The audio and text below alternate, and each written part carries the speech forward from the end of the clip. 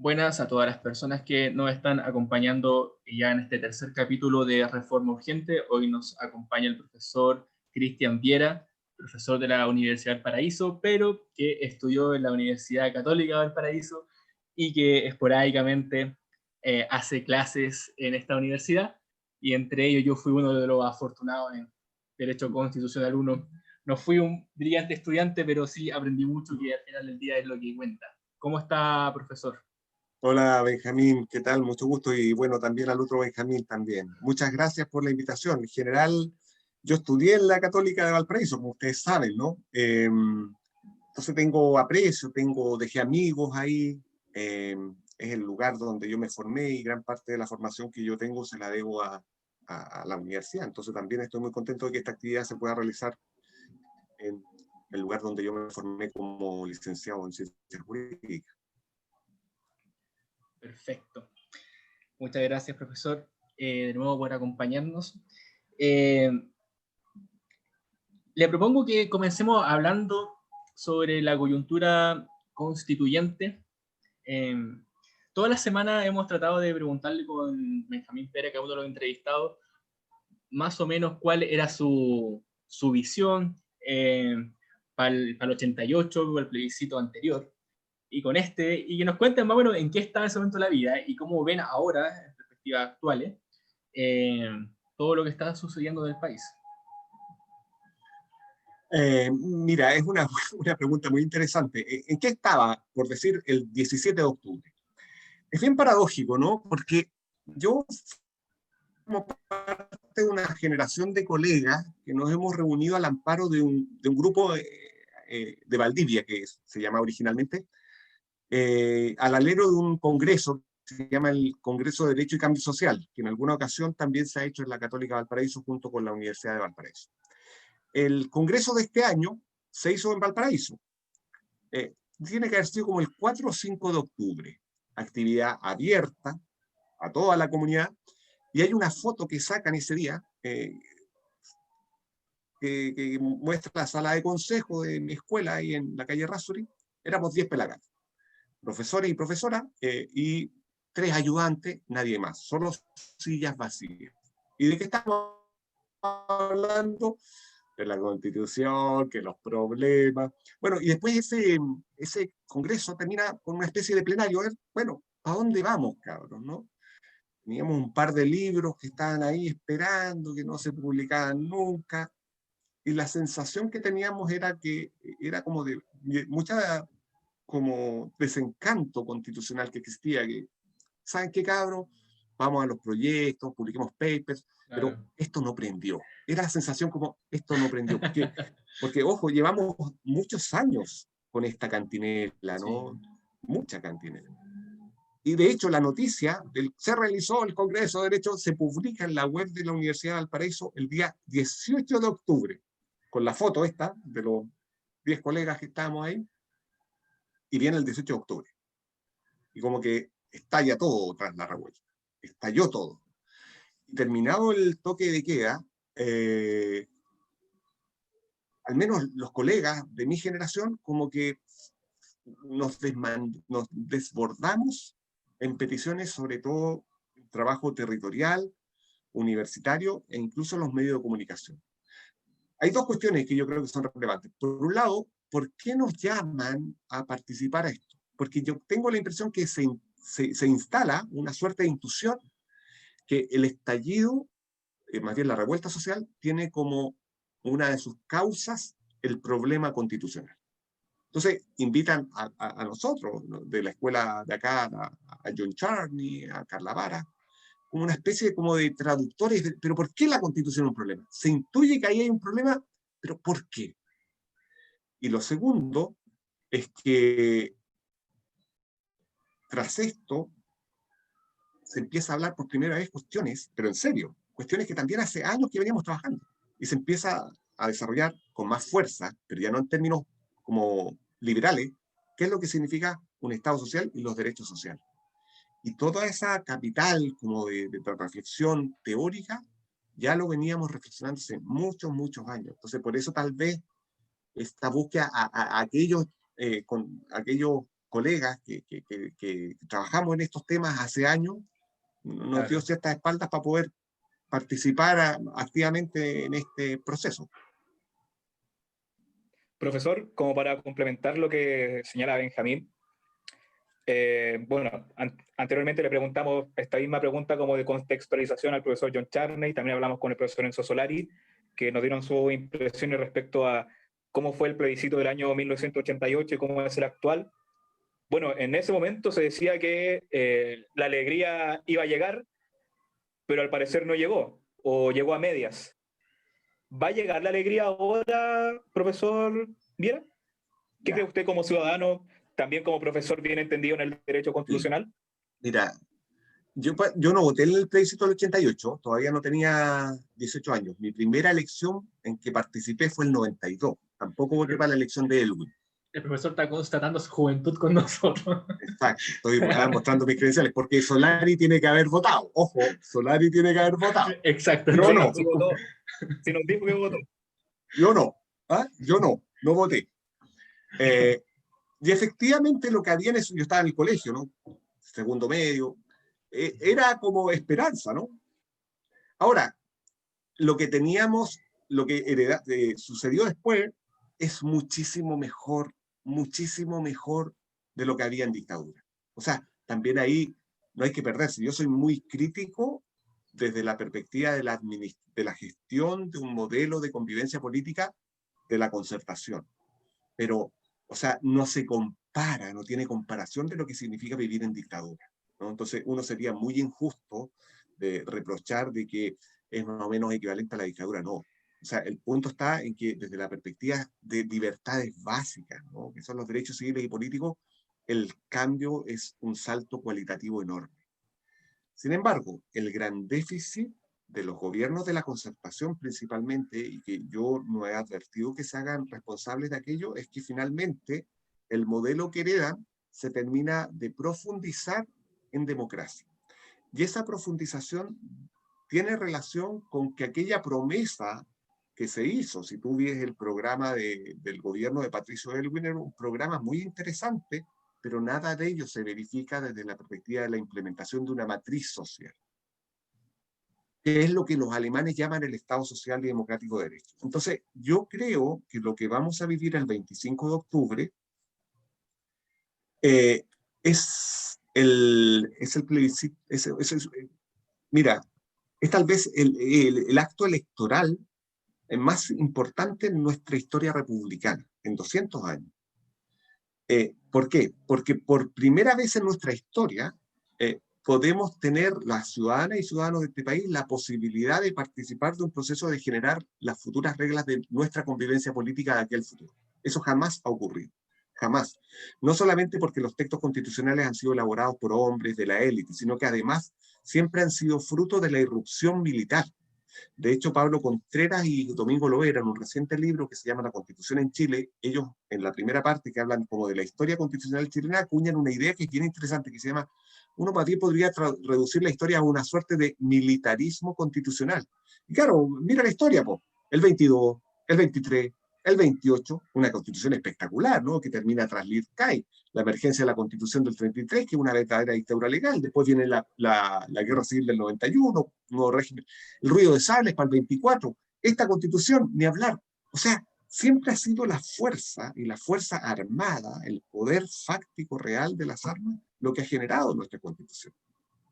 Esto es al revés. Entonces yo la verdad creo que por primera vez en nuestra historia tenemos la posibilidad de construir un texto que surge de abajo hacia arriba. Porque esto que vamos a vivir no es sino fruto del ejercicio del derecho a la protesta de tantos y tantos. Pero este acto se inaugura el 25, pero este acto inicial que se inaugura el domingo termina en abril. Porque para que pueda existir un proyecto emancipador es fundamental la elección de los constituyentes. O sea, no termina, no se cierra la inauguración de un periodo constituyente con el resultado del plebiscito en la eventualidad que gane la apruebo, sino que es fundamental que las fuerzas representativas de proyectos emancipadores puedan tener la representatividad exigible para que se pueda generar una suerte de transformación de nuestro modelo de convivencia.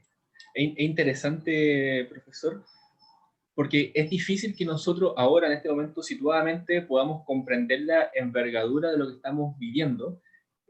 Quizás estamos muy encima todavía de lo que estamos ahora experimentando como comunidad. Y de cierta forma se vio en la conmemoración del 18 de octubre, que ni siquiera digamos conmemoración, digamos, que se cumplía un año desde el 18 de octubre de que se saltaron los torniquetes y se empezó a quemar las estaciones de metro y de la revuelta social. Porque ni siquiera podemos decir que es una conmemoración.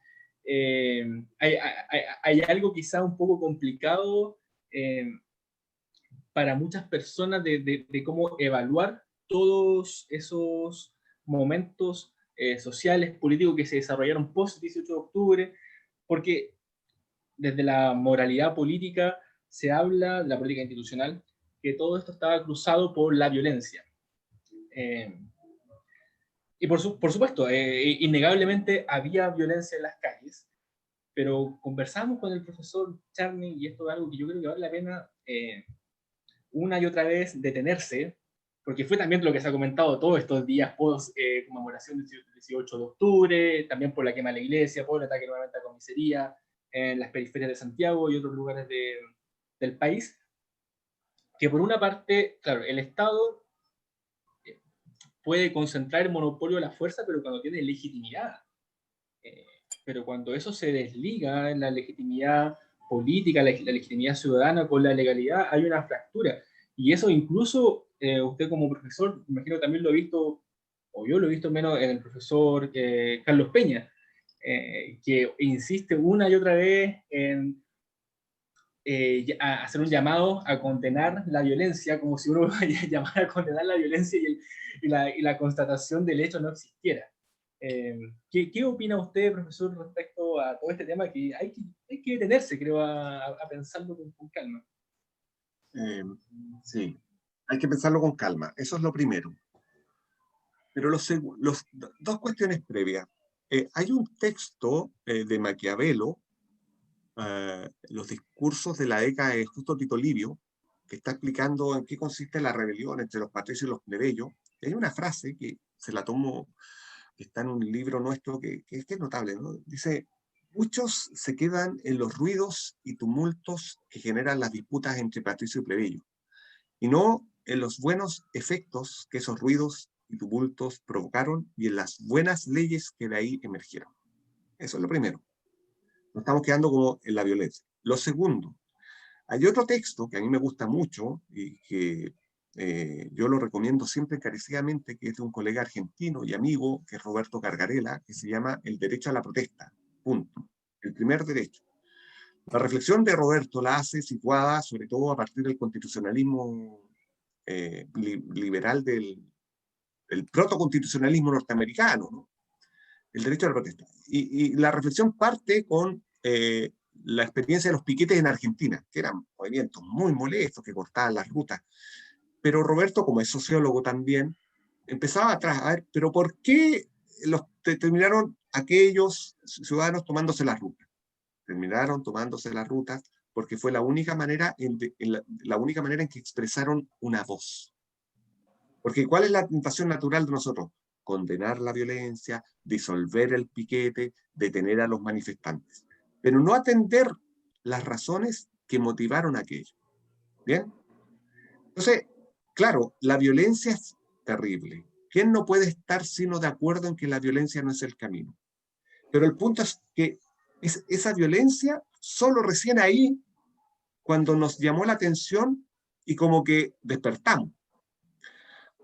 Pero dicho eso, también hay que ser muy cuidadoso, porque al menos yo, que bebo de la tradición republicana, si las salidas no son institucionales, puede quedar solo la violencia. Entonces, esto yo creo que lo puede haber compartido John Charney, ¿no? Sobre todo a partir de los textos de Hannah Arendt. Exactamente. Exactamente. Si sacamos la política, si la política desaparece, solo queda violencia. Y cuando solo queda violencia, quienes tienen el poder armado, fáctico, son los que terminan imponiéndose. Y la política lo que significa, lo que supone, lo que reclama es la deliberación, la conversación, incluso en contextos de conflicto. Pero la política no puede desaparecer, porque si desaparece la política, lo único que va a quedar es violencia. Y frente a la violencia es la fuerza que se impone del que la tiene frente al débil. Entonces, claro, la violencia es un síntoma, es un síntoma. Hay que atender la voz que está detrás de ese movimiento que fue tan ¿por qué? Pero yo esperaría que la violencia desaparezca. Y también, aunque nos pese, las salidas no pueden ser sino institucionales. Porque si no son institucionales, todos los movimientos se diluyen. O sea, hay experiencias muy recientes que pueden dar cuenta de aquello. No sé si ustedes ubican Occupy Wall Street, 2012. Uno pensaba que iba a desaparecer el capitalismo y que Wall Street se iba a acabar. Nada. Otro tanto ocurrió en 2015 en Brasil, ¿no? Que incluso ese movimiento tan masivo llevó a la destitución por temas de corrupción de la presidenta en ejercicio, que podremos tener un diagnóstico compartido o no, pero eso significó. Pero desaparece ese movimiento y tienen a Bolsonaro. ¿Bien? ¿Qué es lo que caracteriza a esos dos movimientos? Túnez, Egipto, tener una dictadura. Lo que caracteriza es que no se terminan canalizando institucionalmente. Sí, respecto a lo mismo, profesor, es interesante porque uno podría decir la virtud quizás del acuerdo del 15 de noviembre es que da una posibilidad institucional, o el acuerdo puede ser lo suficientemente bueno para canalizar el conflicto político y social que estábamos viviendo.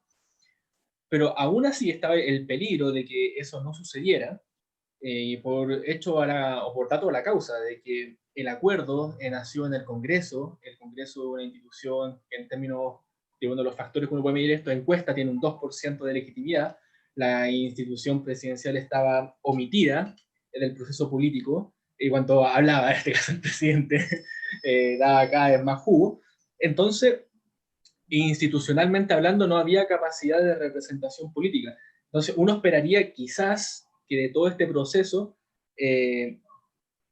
pudiese nuevamente emerger representación política, es decir, que las personas, el ciudadano, se puede ver reconocido en esas instituciones, en las personas que están ejerciendo los cargos, pero eso es una posibilidad, y puede ser que el proceso constituyente pueda ganar el apruebo, pero tan pronto como gane el apruebo, empieza la discusión por los constituyentes, y hasta ahora, como está orquestado el acuerdo, con sus subacuerdos paralelos, tiene problemas, por ejemplo, para incluir al mundo independiente. Y esto no es un fetichismo con el mundo independiente, sino es sencillamente de que los partidos políticos han perdido capacidad de representación ciudadana. ¿Cómo podemos ir avanzando en esto? Yo no comparto el diagnóstico que ofreces, Benjamín, ¿no? Por favor. Yo la verdad creo que el acuerdo de noviembre es un acuerdo que no es la cocina. Es un acuerdo que se realiza en el Congreso, pero tiene un contexto. Bueno, un punto, profe. Yo no es que crea en primera persona que sea el acuerdo de la cocina, sino trato de comprender que una de las posibilidades de cómo se podía leer el acuerdo era que fuese la cocina. Yo creo que finalmente no pasó eso y después, de hecho, los hechos de violencia bajaron luego del 15 de noviembre y hubo una cierta consternación, pero se fue canalizando el conflicto. Pero mi duda, más que el acuerdo en sí mismo, es sino lo que viene después del plebiscito del 25 de octubre con los constituyentes, que ahí sí puede quedar como la idea de que está la cuestión de los partidos operando. Sí, no, pero es que yo creo que es necesario despejar esa primera hipótesis, sí, porque aunque pueda quedar esa lectura terminó siendo una lectura muy minoritaria. Tan minoritaria, exacto, que después aquellos que sostenían esa idea terminaron plegándose al acuerdo. Exacto. ¿Bien? O sea, ¿por qué? Pero ¿por qué? O sea, porque hay una salida institucional. Perfecto. Si es institucional, tienes que hacer reformas. Hay que modificar la Constitución porque no tenía cabida. Pero ese acuerdo hubiese sido imposible e impensable si no hubiese existido este potente movimiento social que empujó llegar a ese acuerdo. ¿Vale? Por eso esa lectura, que si bien concedo que algunos la hicieron, y de hecho llevó que algunas fuerzas no apoyaran ese acuerdo, es una lectura que la realidad la desmintió porque aquellos que rechazaron ese inicial acuerdo hoy día se sumaron. Bien. Pero lo segundo, el tema de la crisis de la representatividad política. Este problema es un problema que no es solamente chileno. En general, las instituciones en el mundo responden a la misma crisis. Tiene un nombre, hace años. Yo cuando, no sé si tú tuviste en mi curso en teoría política, vemos, cuando llegamos a hablar de representatividad política, tocamos este tema. Hay literatura de hace 30 años ya que hablaba de este fenómeno, que se llama crisis de la representación política. ¿Bien? Por lo tanto, no es propio ni original nuestro que el descrédito de los políticos, el desprecio que les tenemos a aquellos. Bien. La única manera que uno genuinamente podría pensar de excluir a los partidos políticos de un proceso de deliberación es con el sorteo. ¿Bien? Con sorteo nos aseguramos que una constituyente sea genuinamente ciudadana, más que independiente, porque ese fetichismo con los independientes como si fueran puros, inmaculados, es un fetiche. Eso no es así. Yo más bien prefiero utilizar la categoría que no estén políticos profesionales, sino que ciudadanos o ciudadanos, porque esos independientes también responden a proyectos políticos. Bueno, pero la única manera es el sorteo. No tenemos esa posibilidad. La única experiencia que tenemos reciente de sorteo es Irlanda, que funcionó razonablemente bien. En ningún otro proceso de toma de decisiones en el mundo hay sorteo. ¿Por qué? Hay algunos pequeños ensayos que se están haciendo, todavía no tenemos la madurez política para tomar esta apuesta, que es muy arriesgada, que signifique que las instituciones representativas estén a cargo de ciudadanos elegidos al azar. Bueno, avanzamos una constitución paritaria 50% y eso ya fue mucho para la política. Bien, pero déjame terminar. Por lo tanto, también lo que hay que hacer es mira, hay muy buenas razones para estar cabreados con los partidos. Hay muy buenas razones también para que uno pueda tener desconfianza en los partidos. Sí, pero si los partidos logran leer el contexto, van a percibir que efectivamente no se pueden comportar como lo hacían hasta el 17 de octubre. Yo creo que nosotros acá en la región hay una buena muestra de lo que pueden hacer los partidos, que es lo que va a ocurrir en los candidatos a la gobernación regional, al menos en las fuerzas de centro, izquierda y izquierda. No sé si ustedes supieron que uno de los candidatos del mundo de la exconcertación es Aldo Valle. Sí, el rector de la Universidad del Paraíso. Ex rector de mi universidad. Aldo Valle es independiente, un independiente que tiene una sensibilidad política. Claro. Y es candidato de una coalición. ¿Esa coalición qué hace? Abre sus listas a la participación de independientes.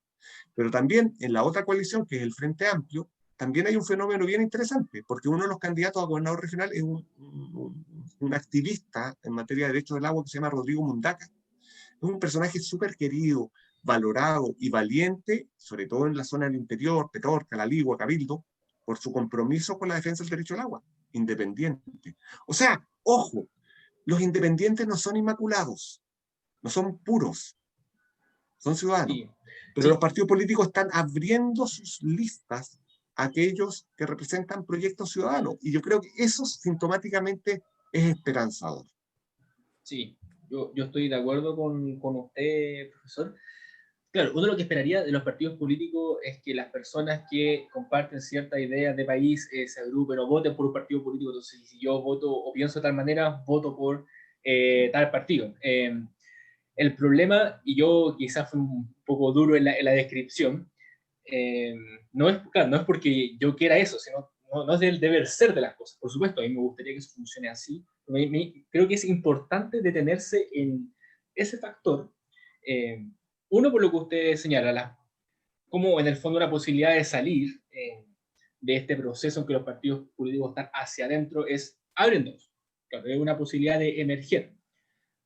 Pero yo tengo mis dudas si eso sea lo suficientemente aceptado, o sea lo suficientemente, suficientemente aceptado para el proceso constituyente, para la elección de los constituyentes. Porque está la idea, y de nuevo, yo creo que efectivamente hay un fetichismo por lo independiente, pero no se trata de eso, sino, al menos para mí, una visión instrumental. O sea, entender a los independientes como parte de la legitimación del proceso político. Porque en la medida que eso no esté, el proceso empieza a correr riesgos. Y claro, y de nuevo, no es una descripción de lo que, o no es una prescripción de lo que yo quiero, sino es una descripción de lo que está pasando en Chile ahora. Entonces ahí uno tiene que, siento yo, tener un poco más esa mirada observativa, o lo que deberían hacer los políticos. De hecho, un político eso es lo que debe hacer, es observar la realidad y tratar de buscarle acomodo a eso. Sí. Mira, yo la verdad, en este sentido, pienso más en el tema de la impersonalidad del poder.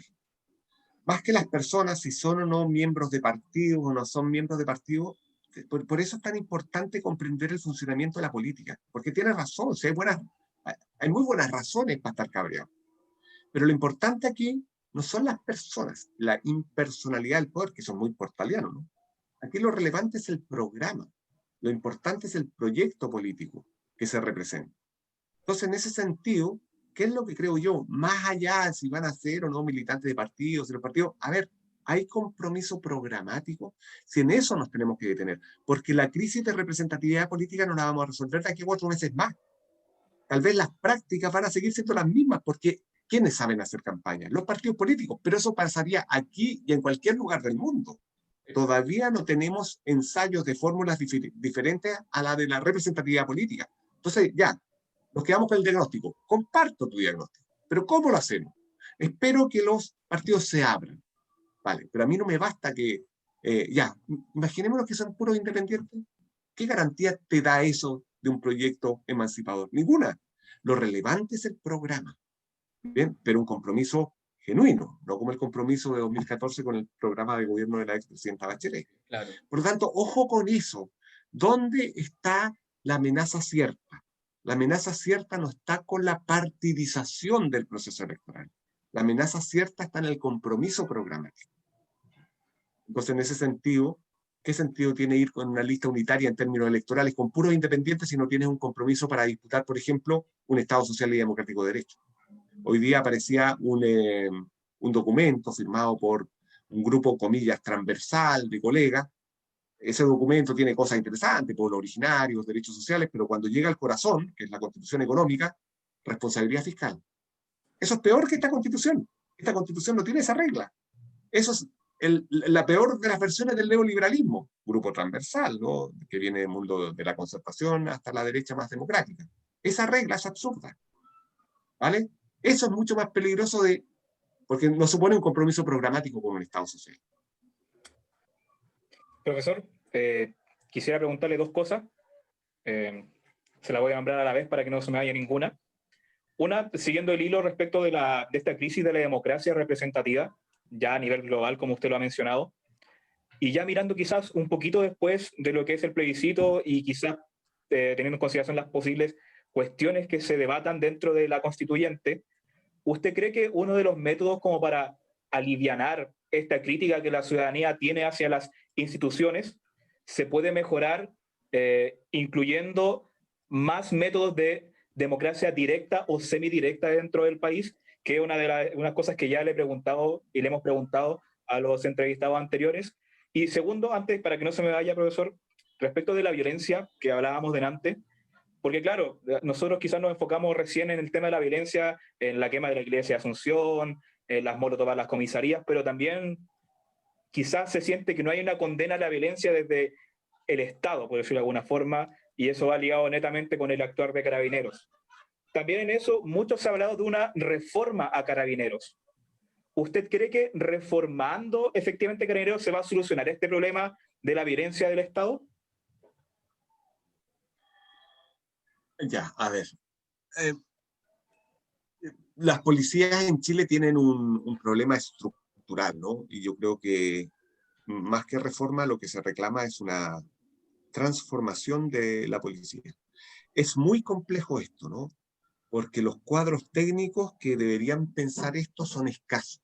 Esta cuestión tiene que tener una decisión política, un impulso político para reformar. Eso es lo primero. Aquí hay un problema serio con la fuerza policial. Ese diagnóstico yo creo que es bien acertado. ¿Y cuál es el principal problema desde la perspectiva del diagnóstico? Es que la fuerza policial está militarizada, que en general no es lo que ocurre en el resto del mundo, ¿no? Las policías democráticas no son instituciones militarizadas. O sea, son mucho más parecidas a lo que son los bomberos, ¿no? Los bomberos también es una institución que tiene jerarquías, pero son ciudadanos, ¿no? Bueno, ahí ese diagnóstico yo creo que es acertado, ¿no? La militarización de nuestra policía. Pero el segundo problema que es, bueno, pero ¿cómo se hace? Y en ese sentido, los cuadros técnicos formados para acometer una reforma de esta envergadura, no hay suficiente desarrollo crítico y analítico en este país como para hacer una reforma de esta envergadura. Hay un par, ¿no? Lucía Damert, que es una colega de la Universidad de Santiago, que sabe mucho, pero siempre también manifiesta, ¿qué hacemos? Toma en consideración que en Chile son 60.000 policías. ¿Cómo acometes una transformación de esa institución con 60.000 personas que están formadas en un paradigma determinado? ¿Cómo se hace? ¿No? Hay otros colegas, ¿no? Sebastián Salazar, Pablo Contreras, que también han detectado, pero es muy complejo. Entonces, es cierto, hay que reformar radical, profundamente, estructuralmente el carabinero, pero cualquier reforma de esa envergadura no puede ser sino gradual, por la cantidad de personas que están ahí y que se han formado en un paradigma. Entonces, algo muy, muy complejo. Entonces, esto no se puede hacer de un día para otro. Va a reclamar años, pero por cierto, tiene que ser reformado. Y sobre la violencia estatal, en ese sentido, ya hay 5 informes en materia de derechos humanos que han estado contestes en torno a la condena al Estado de Chile por las violaciones de los derechos humanos. Ahora, como ocurre en materia de derechos humanos, y es la tragedia de los derechos humanos cuando son así de masivos por parte del Estado, lo que campea es la impunidad. Por lo tanto, también lo que uno tiene que pensar a mediano plazo son las políticas de reparación. ¿Y por qué? Porque la masividad de la violación de los derechos humanos, nosotros creemos que se resuelve en sede penal, pero en sede penal siempre sabemos que la responsabilidad es individual. ¿Cómo vas a detectar las responsabilidades individuales para las decenas, sino miles de denuncias que hay en materia de derechos humanos? El otro día apareció una estadística del Instituto Nacional de Derechos Humanos. Hay más de 6.000 denuncias y en este momento hay poco más de 400 funcionarios involucrados al respecto, que quizás irán a terminar en condena. Esto fue una cuestión, no, parece que no llegó a la palabra sistemática, ¿no? Pero al menos fue masivo, y eso lo dicen los informes. Y ahí lo más probable es que haya impunidad, ¿vale? Porque va a ser muy difícil esclarecer la total verdad sobre aquella tragedia, ¿no? Bueno, entonces hay que pensar también políticas de reparación. Es muy complicado todo, ¿no? Muy complicado.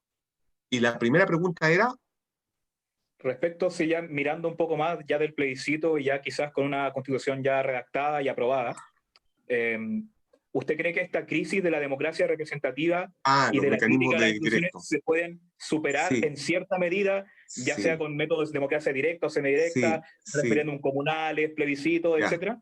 Mira, yo la verdad soy muy escéptico como a nivel de la macropolítica de los mecanismos de democracia directa.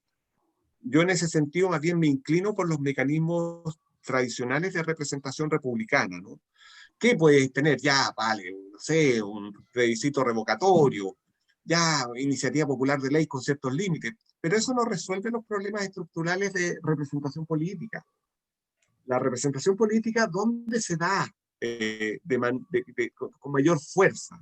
Se da en los territorios. Y desde la perspectiva de los territorios, ¿dónde es posible ejercer espacios de deliberación ciudadana? En los municipios acá, que en otros lugares se llaman los ayuntamientos.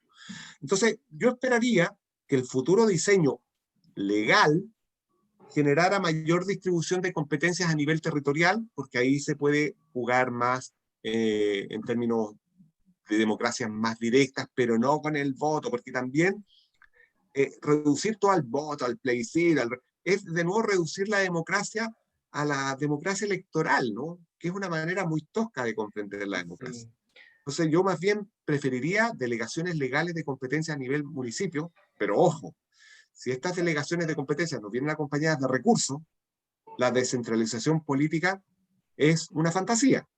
Las experiencias reales de descentralización están acompañadas de poder real, pero porque cuentan con recursos. Si no Lo contáis demás con recursos es para aquello, poesía. exacto, ¿no? O sea, es cuestión de mirar, ¿no? Mira los estados federales. Teóricamente los estados federales son estados totalmente descentralizados. Hay un estado dentro de los estados. Mira las experiencias latinoamericanas. Brasil, México, Argentina. 3 países profundamente centralizados y son estados federales. ¿Por qué? Porque las provincias no cuentan con recursos. O sea, no basta el diseño legal. Aquí hay una decisión política, pero también delegación de competencias normativas, vale, te las doy. Pero si no hay políticas de recursos, tampoco queda mucho. No quedan nada. Sí, Exacto. sí. Pero, profesor, yo creo que es interesante el hecho que haya constatado que no podemos reducir la democracia al mecanismo electoral. Yo creo que en la discusión pública chilena hemos estado con, de nuevo, un cierto fetichismo con pensar en que solo votando estamos ejerciendo un derecho democrático. O sea, eso por cierto que sí, o sea, es condición mínima para poder hablar de una democracia, pero de ahí a pensar de que se reduce a eso, hay un tracho bastante grande, y yo creo que, por ejemplo, lo que le pasó al gobierno de Piñera, de pensar de que, porque habían sacado un 56% de los votos, si no me recuerdo, eh, ya tenían una habilitación por 4 años para hacer transformaciones bastante estructurales, quizás no le interesa más al país de lo que ya estaba, pero falta quizás esa comprensión de nuestra cultura política, siento yo, de comprender la representación como un proceso, puede sonar un poco raro esto, pero espiritual. O sea, que entre el representante y el representado tiene que existir una conexión. Y de hecho lo que uno esperaría de la institución presidencial es precisamente eso, como su función es impulsar el proceso político, es que pueda constantemente ir leyendo al pueblo en su situación concreta. Pero, no sé, si usted, esto es un diagnóstico, antes diferimos, ahora que ya estamos de acuerdo. En todo caso, Usted, yo creo que efectivamente existe quizá este ánimo de la gente en asociar participación con el voto, porque también no podemos decir que la historia democrática chilena encontramos varios hitos en los que la gente realmente haya participado y que tengamos una cultura democrática sólida. Entonces yo creo que también va por ahí la cuestión de que la gente asocia el término participar con votar. Ahora, claro, yo estoy de acuerdo tanto con el profesor como con Benjamín que existen muchas otras formas de participar políticamente como ciudadano dentro del país. Entonces, le doy la palabra al profesor para que quiera comentar algo. Sí, o sea, yo creo que estamos de acuerdo que no estamos, o sea, yo no le resto importancia al sufragio como un importante derecho como un importante derecho político, es muy importante. El punto está en que el régimen democrático no se reduce a las competiciones electorales más o menos periódicas. Eso es el primer punto. Lo segundo, tampoco dudo de la legitimidad democrática del presidente Piñera. Aunque haya participado poca gente, es un presidente que tiene una importante legitimidad democrática. Otra cosa es cuál es la opinión que uno pueda tener respecto de este gobierno, pero eso es harina de otro costal. Yo no discuto tampoco la legitimidad democrática de este gobierno. Pero lo tercero, la democracia nos se agota, pero no solamente hoy. Este movimiento social, de hecho aparecieron estudios muy tempranos en torno a noviembre sobre cómo había mejorado la calidad de la democracia en Chile. Teníamos la media ESCOA y mejoró la calidad de la democracia. ¿Y por qué? Por el ejercicio de derechos claro, políticos. ¿Cierto? pasó a ser una democracia plena, si no me Los recuerdo. derechos políticos, no solamente está el derecho a sufragio, también está la libertad de expresión. Si mejora la libertad de expresión, mejora el régimen político. Si mejora la calidad de la protesta sin esa represión que nosotros teníamos. Yo no le hice derechos fundamentales, pero yo antes del 18 de octubre siempre hacía un ejercicio en la clase de derechos fundamentales, cuando veíamos el derecho de reunión, ¿no? Que nos llevaba al absurdo que todos encontrábamos razonable que nos vinieran a reprimir y a disolver una protesta pacífica, que no pedimos permiso porque se trataba de una marcha no autorizada. Pero loco, si el mismo texto de la Constitución te decía sin permiso previo, la normalización de las prácticas, ¿no? O sea, también ahí hay ejercicios de deliberación política que exceden lo electoral, ¿no? O sea, no es que este país solo ejercemos democracia cuando votamos, no. Yo creo que hay una constatación que por medio del ejercicio de nuestros derechos fundamentales también se está ejerciendo poder político y control social, por cierto. Pero, vuelvo a insistir, esos medios de control social difusos tienen que institucionalizarse en algún momento. ¿Bien? Porque si no se van a diluir y toda esa potencia transformadora va a licuarse y desaparecer. Súper interesante. Yo creo que vamos a tener que un día de esto, desde Aurora, generar una instancia solamente para reflexionar sobre la democracia representativa, porque no es algo que se nos esté ocurriendo a nosotros, sino que posiblemente sea uno de los temas centrales para discutir de cara al proceso que viene en Chile y de cómo armamos todo el andamiaje institucional para una nueva constitución. Pero me quedo con algo, profesor, que usted hablaba anteriormente. Hay reformas que para poder realizarse en el país necesitan tener más o menos amplios consensos, en el buen sentido de la palabra consenso, que es otra palabra muy manoseada, pero también es muy importante. Quizá ahí tenemos que ir recuperando el lenguaje político, una labor importante. Pero antes que eso, uno podría decir la dictadura dentro de sus éxitos fue poder generar poder político. Las dictaduras no fueron puros soldados con tanques y aviones, sino que había un andamiaje de poder eh, que unía un menjunje de cosas, gente católica, gente corporativista, nacionalista, después el ingrediente neoliberal que se robó el trozo de la torta. Y bueno, y todo eso, por cierto, se plasma en la Constitución, pero también en todo el andamiaje institucional que viene hacia abajo. Sí, no es coincidencia, usted mismo antes nos nombraba, por dar este ejemplo de la regla fiscal. Y claro, son ideas que permean ya no solo a la derecha neoliberal, sino que trascienden y pasan a la centroizquierda, y por eso también la dictadura en ese sentido es exitosa, porque no se cae como la dictadura española un par de años después, sino que su legado político, con las mejores, todo, por cierto, yo no estoy desconociendo diciendo que la concertación no hizo mejorar en el país, no quiero hacer un proceso moral sobre eso. El punto es que el proyecto central neoliberal continúa, y es porque detrás de eso hay consenso político. Eh, ¿Cómo usted, profesor, ve para el Chile que se viene ese proceso? Porque, disculpe que me extienda tanto, pero creo que esto es importante pensando, por ejemplo, usted ha escrito bastante sobre el Estado social, quizás como antagonista al Estado neoliberal, como antagonista concreto, al final la política se trata de eso, de oposiciones. Eh, ¿Qué tanta fuerza social tenemos para articular algo así? Que es complejo, o sea, es fácil decirlo, pero articular todo el andamiaje institucional, una cosa es la Constitución, después votar el neoliberalismo hacia abajo, es una tarea bastante difícil. ¿Cómo usted ve todo este proceso, profesor? Eh, Mira, Benjamín, tú das como ejemplo el caso de los españoles, ¿no?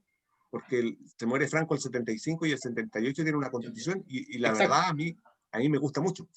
Pero ¿por qué uno podría decir, pero aquí no hagamos un juicio moral, ¿no? Sino que más bien un diagnóstico político?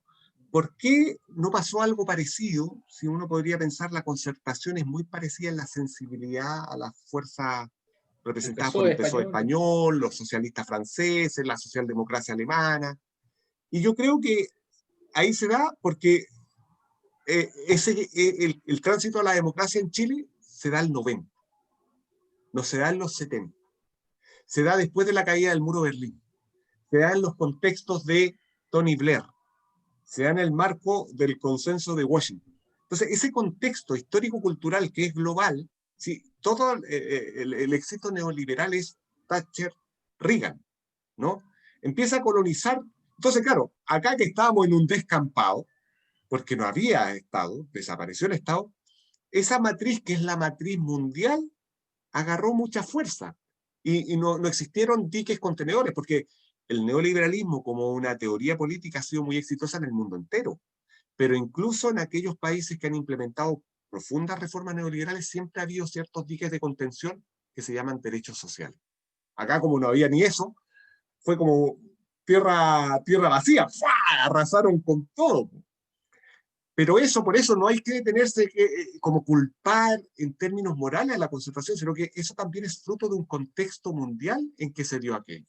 Entonces fue tierra muy fértil para que esas mismas ideas se terminaran colonizando y lo más interesante de las propuestas neoliberales es que colonizan el sentido común, ¿no? Y nosotros normalizamos todas las prácticas neoliberales. O sea, por ejemplo, en el 2011, el movimiento de los estudiantes que instalan por primera vez que, oye, la educación puede ser gratis. ¿A dónde la viste? Y ahí salía la cuña, no, no, el que puede, el que tiene, el que tiene para pagar, que pague. O, ¿Ah? o, ¿Cómo le...? o, o quieren ser mejores consumidores, se decían. Pero imagínate, porque eso no es Claro, entender la educación como un derecho, ¿no? claro, claro. Cuando hablamos hoy día de la famosa gratuidad, no es tal gratuidad, esa no es una política de gratuidad. ¿Qué es lo que hay? Hay muchas más becas que antes, eso es verdad, muchísimas más, y para eso se hizo una reforma tributaria. pero sigue siendo voucher a la demanda. Es decir, un estudiante es el que tiene ese beneficio. ¿Y qué hacemos en las universidades? Salimos, no sé si ustedes conocen las famosas ferias de las universidades, que estamos todas las carreras mostrando nuestros, comillas, productos, y lo que hacemos es tratar de seducir y persuadir, mira cuán sexy soy, este proyecto, vente para acá. Salimos a competir como si estuviéramos, no sé, vendiendo zapatos. Normalizamos, pero si estamos hablando de la educación, no es una industria. Desaparecieron los derechos sociales. Entonces, ¿cuál es la fórmula que puede rivalizar? No es el Estado socialista, planificador, olvídalo, no es eso.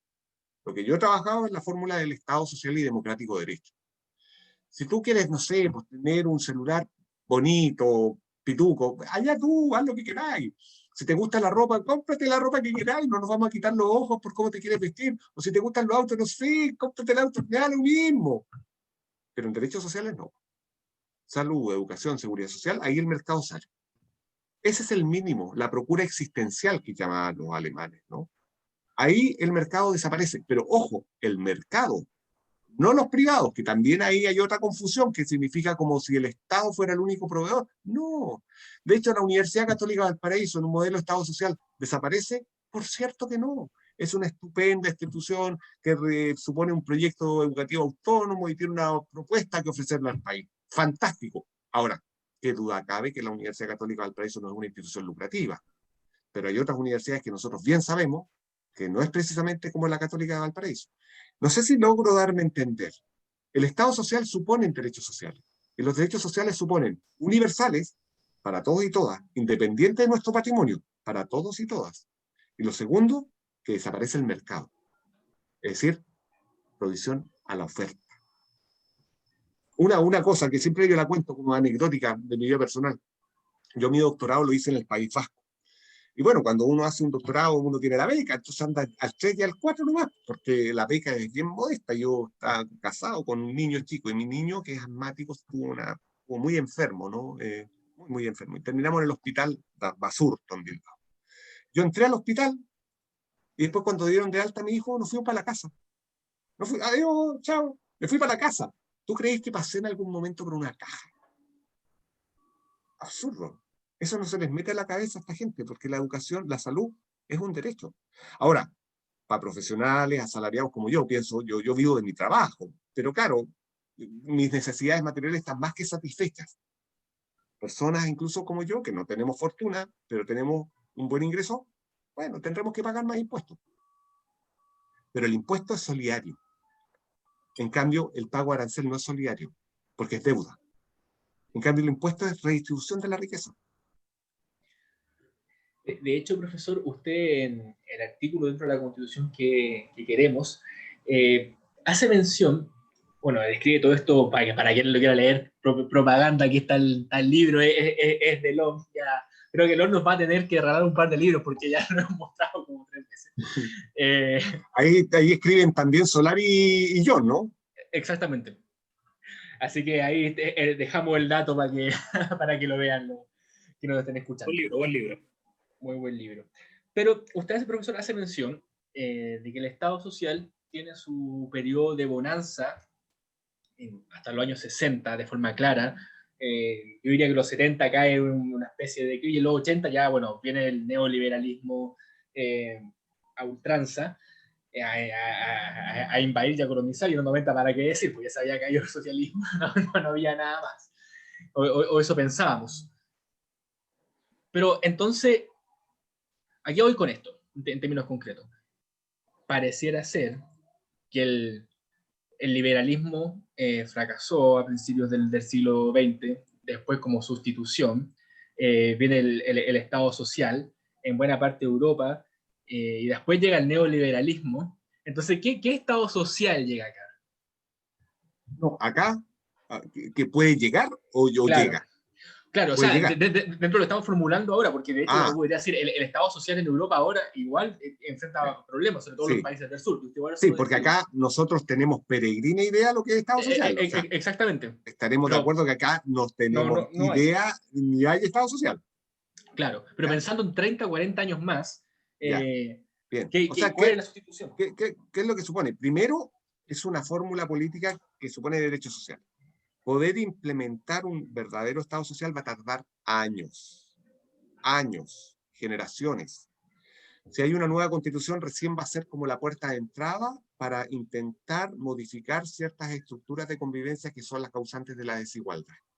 Pero se requieren, entonces aquí hay que ser muy responsables, se requieren años, porque hay que modificar las leyes.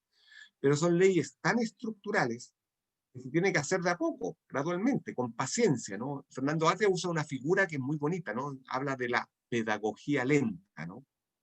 Pedagogía lenta. Primero, paciencia. Segundo, son reformas que se hacen en la ley.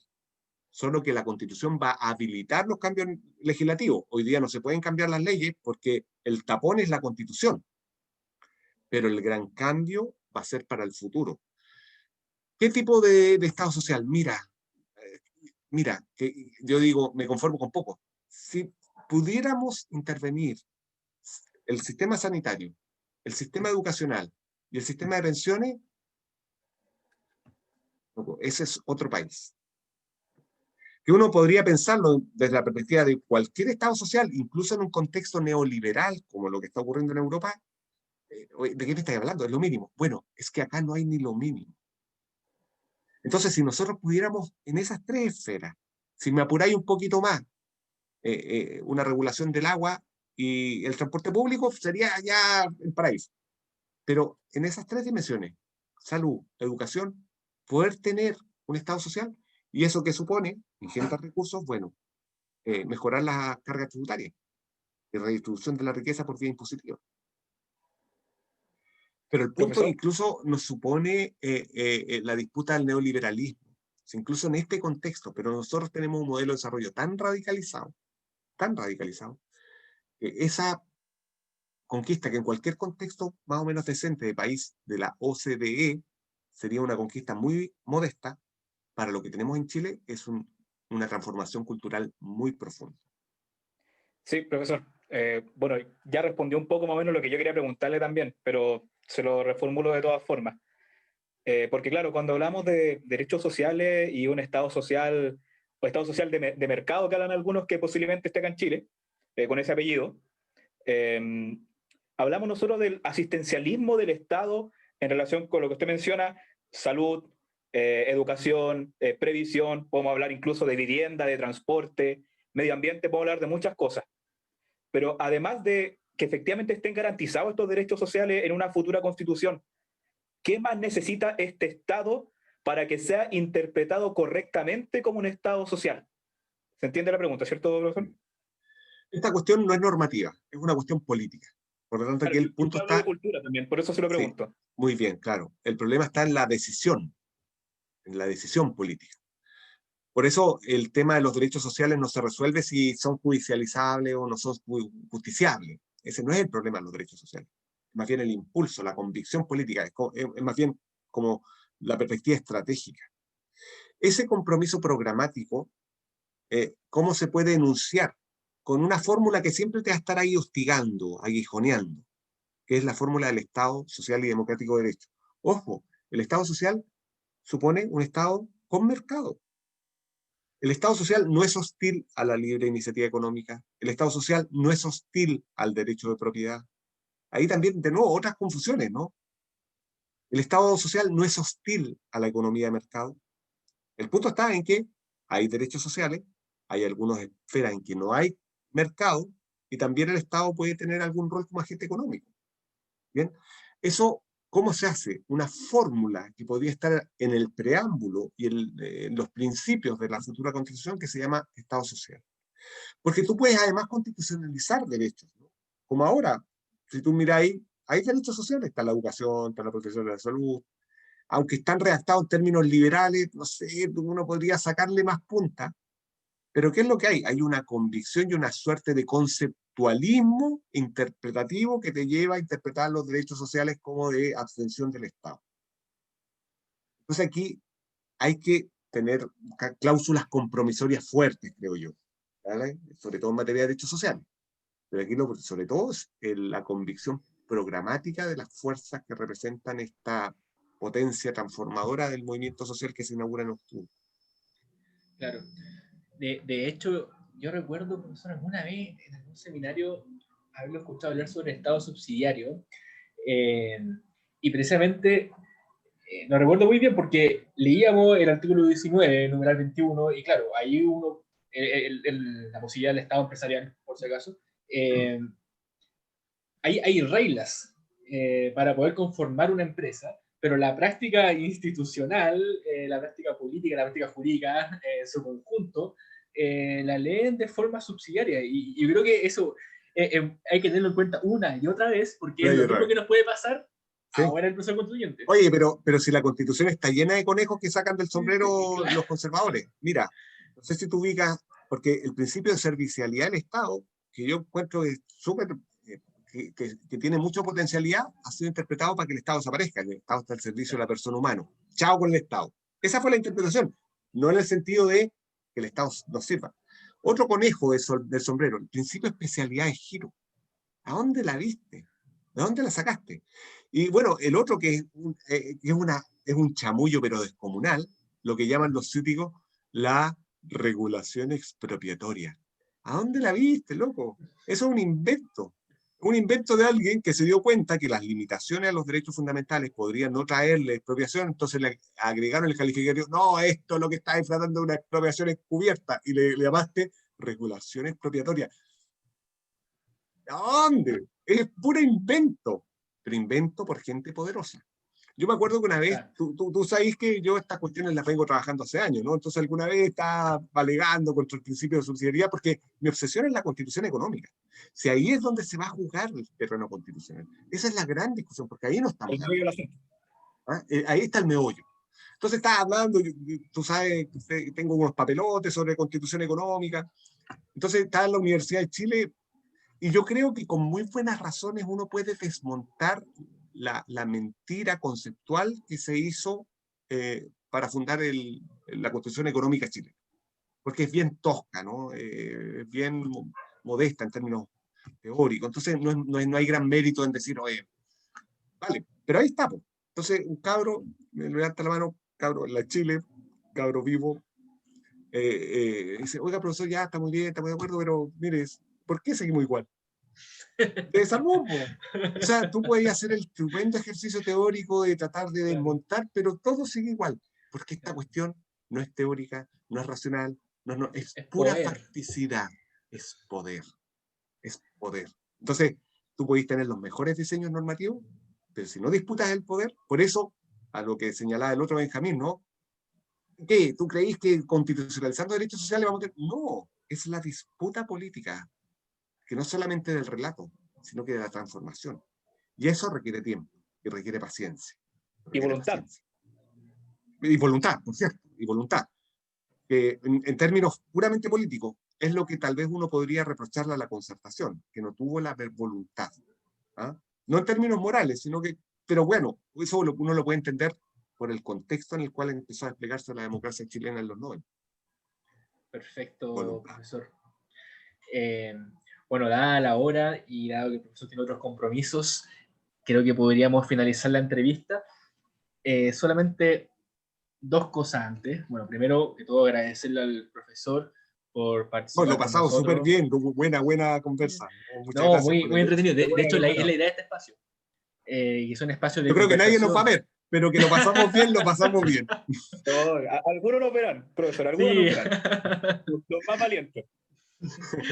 Pero por lo mismo, o sea, por un lado estamos incitando a la participación ciudadana, que es la impronta después del 18 de octubre, como nunca se ha hablado de política en el país, o al menos de que yo tenga recuerdo, como persona, pero a la vez no hay que despreciar, y siento que hay un poquito de peligro en eso, el rol que pueden tener lo que podríamos denominar, y lo hablamos antes del profesor, ante la entrevista, los intelectuales públicos, intelectuales orgánicos, porque todo este proceso, aparte de poder, también tenemos que poder diseñar un aparataje institucional que sea capaz de quedar en el tiempo. Si, como le decía anteriormente, la dictadura no fue solamente militares con armas, sino que también hubieron personas que tuvieron la capacidad de poder plasmar eso, y que ahí está la genialidad de Guzmán, nos guste o no nos guste, pero es un dato a la causa.